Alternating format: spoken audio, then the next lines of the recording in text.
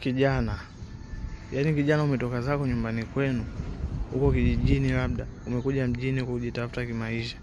Umepata zako kazi.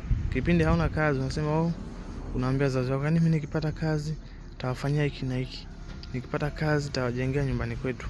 Nikipata kazi tamsaidia baba na mama kuwasomesha wadogo zangu. Lakini sasa ndugu yangu, ukishaipata hiyo kazi, jamani, ukishapata hiyo kazi, sijui mawazo, yani yale mawazo yako mazuri uliokuwa unayawaza siku zote, sijui waga yanaendaga wapi. Yani mawazo yale yanafutika ghafla. Ila kwa watu wanaojielewa, mawazo yale hayawezi kufutika. Kwa sisi wengine, chapu tu mawazo yanafutika. Unaanza kuwaza sasa mambo yako. Ndio mfano umejipangia hivi, unaanza kupendezesha ghetto.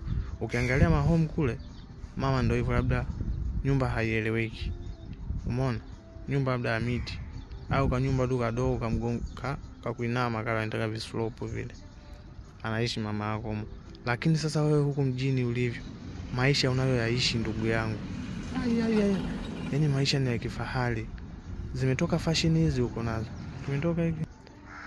Zimetoka fashion hizi uko nazo. Mimi sikushauri hivyo ndugu yangu. Pambana, tafuta unachokitafuta. Kwa hiyo ishi maisha kwa kukumbuka wazazi nyumbani. Ishi maisha ambayo ni maisha mazuri. Ishi maisha ya kumpendeza Mwenyezi Mungu. Wewe usikae kufocus na nandi.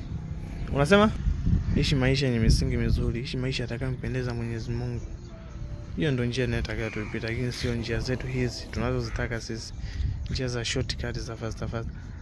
Kwa hiyo yani wewe ukiwa zako mjini hapa, usifanye vitu kuonekana kwamba fulani amefanya hiki, fulani anavaa anapendeza kila siku, fulani ukienda kwenye ghetto lake kaweka hiki na hiki, ukienda sijui wapi kuna hiki na hiki. Hayo sio maisha mwanangu. Wakumbuke wazazi wako nyumbani. Wakumbuke ndugu zako wale ulioacha, ukawaahidi kwamba nitakuwa nawafanyia hiki ikifika muda fulani, nitakuwa nawafanyia hiki ikifika muda fulani. Wakumbuke sana ndugu zako hao. Yaani maisha haya ndio yalivyo. Leo umemsaidia ndugu yako, kesho anakusaidia. Asanteni sana na wakubali, asanteni.